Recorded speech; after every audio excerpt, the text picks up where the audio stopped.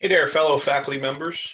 This is just a special short video, especially for adjunct faculty members who have not yet received a whole lot of training in the use of Salesforce to both take your attendance, which you probably have done, unless you haven't taught a course in a while, and doing student observations, which I think is a very important thing uh, so that we can document and keep track, and also to alert people that need to know when our students either are not attending class or not doing well in the class, maybe not submitting assignments.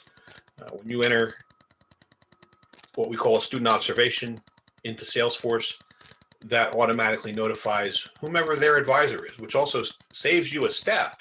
If you're thinking, I can't get a hold of this student, I'm sending them Canvas messages, they're not responding. If you do it in Salesforce and you put that information in, which I'm going to show you how to do, then their advisor is automatically keyed into that issue and they can communicate back with you through Salesforce. The other thing is it saves you the time of having to go into your faculty information. This is just, I'm already logged into my.pierce.edu, and I'm going to show you a simple way to get into Salesforce from here. Probably in an email buried somewhere, you've been sent information on how to log in, but they did create a generic faculty login, so you should be able to do this rather quickly. However you do that, I don't know how you're doing it. I do it with specific ID and password, but they did create a faculty login, but it still is specific to you. All right, so we have to go to our faculty tab, which of course is the way we get to our classes. We get to our course list for the semester. So you can see, we're in session 3 right now of 2021, and session 4 is coming up soon. So that's my schedule. And of course, I don't know if anybody noticed, you can do this. You can pull up your faculty schedule. You can actually, there's some things you can play with if you want to take a closer look at that information. You also should all know about this area right here where you can view student details, and that gives you a list that you can generate in a variety of different ways. So if I select my, we'll see some names that maybe some of you recognize. Let's look at my upcoming capstone class at the bachelor's level, and you can actually save this as an Excel spreadsheet, PDF. You can just print it directly.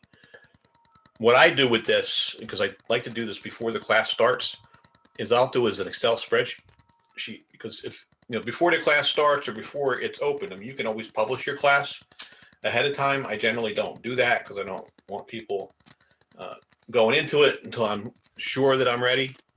I know some of you publish like the Friday before or whatever, which is cool. All of my courses at Capella University and my PhD, they are published on Friday, even though the course doesn't start till Monday. So that gives you that extra, couple days to look stuff over, get familiar with it. So that's great.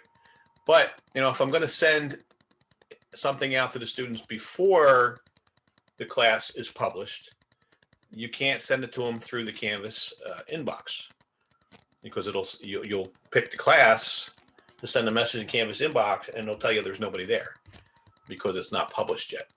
So that's I don't think they fixed that little glitch. So I do an Excel spreadsheet, which everybody knows what an Excel spreadsheet is. I'm not going to do that. But then in an Excel spreadsheet, I can then, which you can't do here, but in an Excel spreadsheet, I can copy just the column with the addresses in it, and then I can paste it into an email and send an email to all the members of the class. But what I want to bring up over here, you see it lists their advisor name, which most of you probably know. Erin is our faculty advisor, or advisor for paralegal and criminal justice. She also does tutoring part-time, and is generally very helpful. So you see all these students have Erin as their advisor, and here's her email. So this would normally be the way if you wanted to notify the advisor, hey, I'm having trouble getting a hold of Jenny. Can you try to reach out to her? Because maybe you don't have the time, especially as an adjunct and you're working full time. Those of you that are working, and some of you are retired as I was before I got the full-time job here, or semi-retired because I worked somewhere else, but then they closed. You know what I mean? But maybe you have more time on your hands. But the advisors, one of their jobs is to reach out to students and follow up with them. Certainly, as faculty, one of our jobs is to follow up with our students.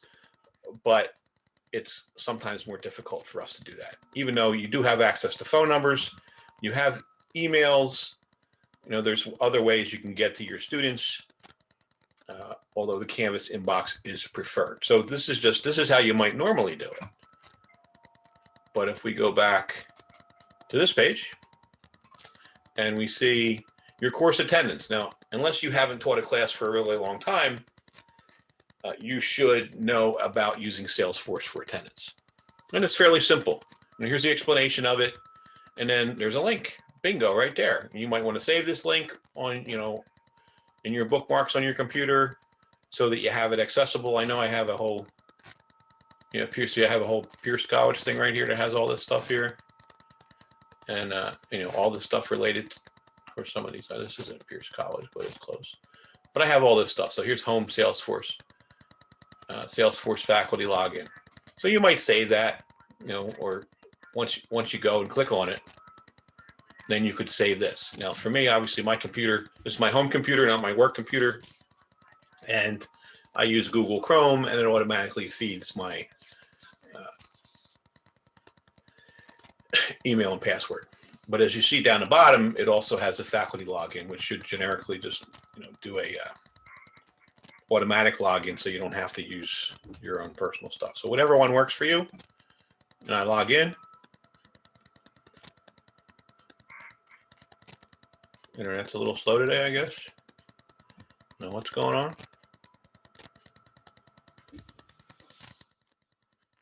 Or Salesforce is slow. It doesn't have to be the internet. It could be my home network. It could be whatever. And some of you are super computer literate and know exactly what I'm talking about, and some may not. So there's a link here for student observation. I don't use that one because you have to then find a person. So click here, you go to faculty, and once you go to faculty, as you can see, all of your classes, just like in that other thing we were looking at, all of your classes pop up. And you also have the link here for entering attendance, which you put in, you pick your class, and then you pick, if it's assigned on a specific date, then you pick that date and you click go, and then it will open up an attendance list with all your people in it. And then you select, and let me just give you an example, just so we're all on target here. So let's see, intro, last class was on Wednesday. Click here. And you see all my people are here, and I didn't do this. I thought I did this, but all right. So now, since we don't have an on-campus component, instead of saying on campus, it says present synchronous and present online. Well, since you're sitting at home and you're doing everything online, it might be obviously confusing. But synchronous, as some of you know, means you and the student were present at the same time, able to interact. Where online simply means what also could be called asynchronous, means that student did not attend the live remote session that we're now required to hold for 90 minutes, but they did complete activities during the class. Remember the attendance requirement when we were on campus, if they came to the campus and attended your class, they were present.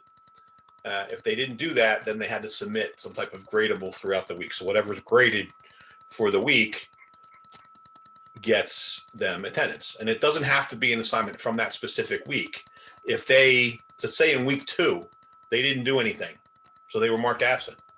And then 2 days into week 2, they complete a gradable activity from week 1. That is actually present for week 2. Keep that in mind. That's always a question that comes up.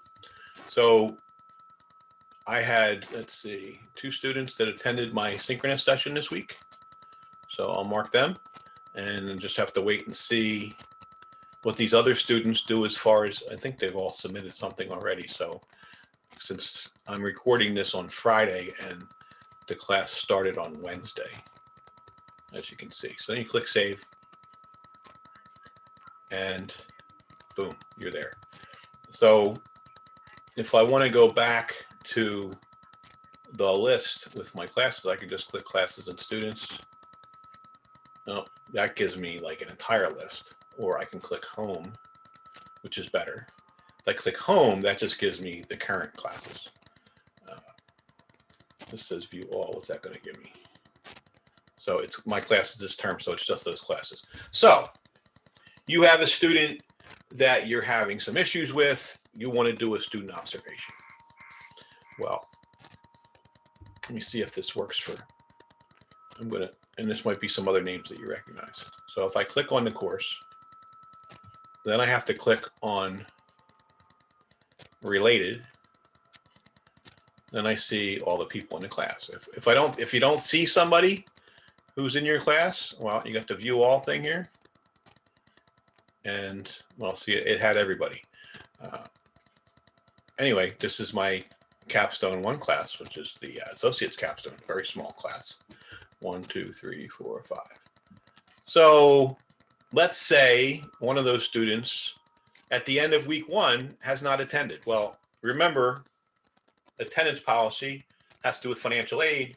If they don't attend the class through weeks 1 and 2, they are administratively dropped from your class. So it's very important, 1, that you get the attendance in on time so that the registrar's office knows what's going on and knows whether that person has to be administratively dropped. And 2, I like to do at the halfway point of that requirement, the end of week 1, say, hey, this person hasn't attended the class yet. So that the advisor can then go out and say, yo, what's going on? Are you coming? You have a class. I mean, I've had students, I'm sure you all have, who said, oh, I didn't know class started yet. Well, that's interesting. There's all kinds of places where it's posted at, but that certainly has happened. Somehow they misread the calendar, they misunderstood something, whatever. So I make sure if somebody doesn't attend in week 1, I make a student observation. In foundation courses like CGS 101 that I teach all the time, and the other 100 level courses, there's actually a requirement for faculty to do an observation at the end of week 3 if the student is not passing the class yet. So, and those are C or better classes. So if they're not getting at least a 73, then you're supposed to do an observation at that point as well. So I just started doing it a lot more. If I don't get anything in the first week, I do an observation. Don't get anything in the second week, do an observation. If they haven't submitted anything, well, I just said that. So the observation is going to go in. And then, of course, in the foundation classes at the end of week 3, if they're not scoring whatever would get them to pass the class by that time, I have to put in an observation. And then there's a whole lot of other reasons why you might choose, partway through the class, all of a sudden, Tiffany disappears on you and is not submitting work to your class, and you've tried to reach out and you get no response. You should do an observation. So there's a variety of reasons, and most of you have been teaching for quite a while and know when you need help, and it's important. Some of us think we can do it all on our own, but it's good to call for backup once in a while and get those people on with it, because ultimately our goal, we're not giving the stuff away, but ultimately our goal, hopefully, is that we want our students to be successful. So one way to help our students be successful is to document what's going on with them, get somebody else to help get them engaged in the class. And, push comes to shove at the end of the course or somewhere, down the road, if the student has to fail the class or doesn't successfully complete the class, is the way I say it now. and they make some kind of complaint that you didn't do this, you didn't do that, whatever, you have all this documentation that, oh, I reached out to Tiffany, like 50 times during the class, and I documented it in Salesforce as well. Of course, we all know that, and I'm not going to cover this today, and it may be if you're taking the faculty refresher, which is next week, or no, it's in March, second week of March, the same week the classes start. They'll go over Canvas and the various things that are available in Canvas.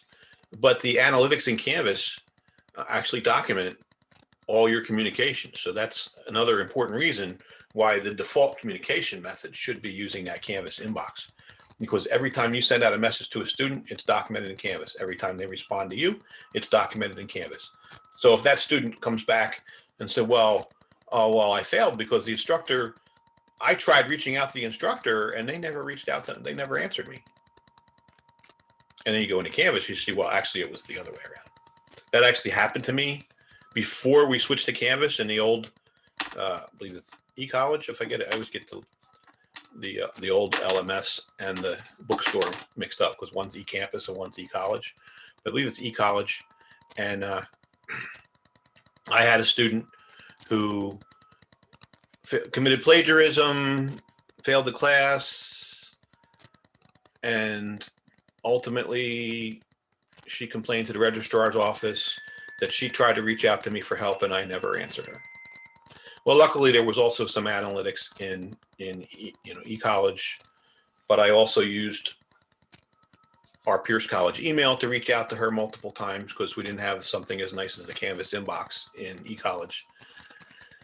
And so I had all those emails that I had sent to her. And I also use a Google Voice number for student communications. And I, at least before I got hired full time and got a college assigned number, but I still use the voice number because I can text with it.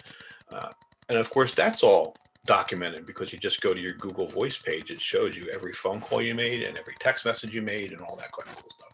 So I had all the data, but Canvas Inbox for you makes it so much simpler. So I have a problem. So, one of these students is not showing up. They're not participating. So what do I want to do? All right. You want to make sure that this observation is specific to the class. So, you can see there's two things here that have hot links. One is the student's name, and the other is the class enrollment number. So you should use the class enrollment number. Let's say we're going to work with Butch here. Butch hasn't done anything for week 1 in the class. Now that's not true because this class hasn't even started yet. But let's say that's what's going on. So I click on that. And as soon as we get his information for this class, it'll have attendance information down here. There'll be a lot of stuff down here that could be useful to you. But what's most useful right here, and I don't know if you've used Salesforce before, you should know this part as well, is if you need to make a grade change, if you had assigned a student with an incomplete grade at the end of your course, and they were able to submit work, and now they're going to get a C, a B, an A, maybe, whatever, if they were able to do stuff. This is where the grade change request is. And you click on that, you just follow the directions. It's fairly simple, but that's not what this video is about. So new student observation, you click on that. It brings up this nice little box here. All right, you put it in and, make up a subject. It's kind of redundant because when you do the drop downs, it picks out stuff. Then you describe, what's going on.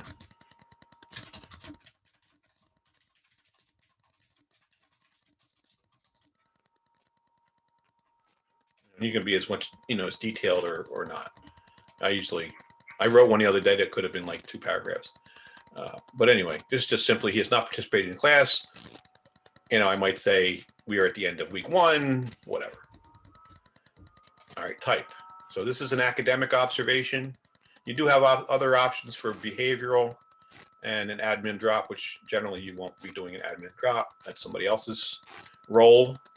But, you know, if it was on a classroom and you had problems and you want to document it, or, you know, even in the live chat, if, you know, say your student did something that was really inappropriate and you wanted to document that, you know, whether how they talked to you or another student or something they had in their background or whatever, and you wanted to document it, you know, it might be a behavioral observation.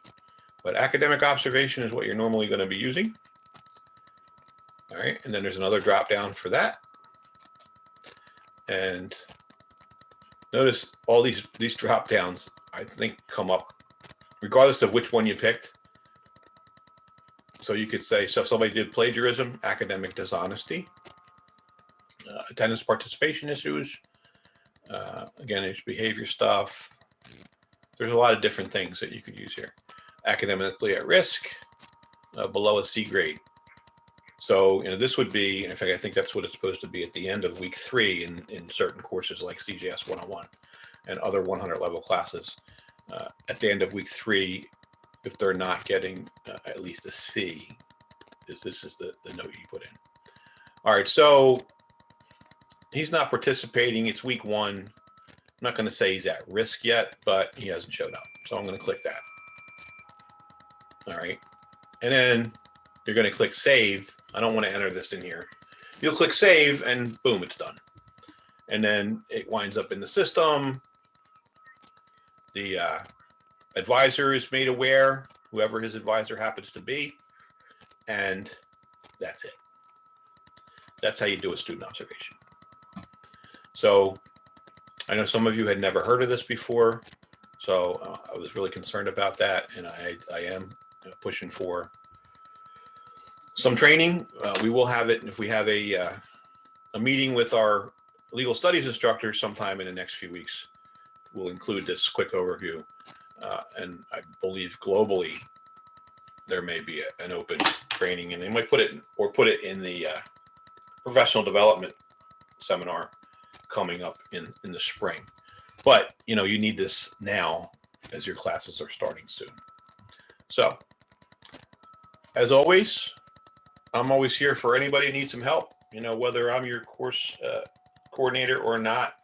I know some of you, for some reason, reach out to me even when other people are your course coordinator, and I don't mind that one little bit. I don't know if your course coordinator is going to be offended if you're not reaching out to them and saying, hey, I got an issue in the course. But I don't mind. So, you know, feel free to reach out. Email, phone, whatever. If you, and the email's easy. It's fplunkett@pierce.edu, just like yours. So you can just shoot me an email. All right. Thank you very much. That's going to be the end of this. I'm going to stop the recording.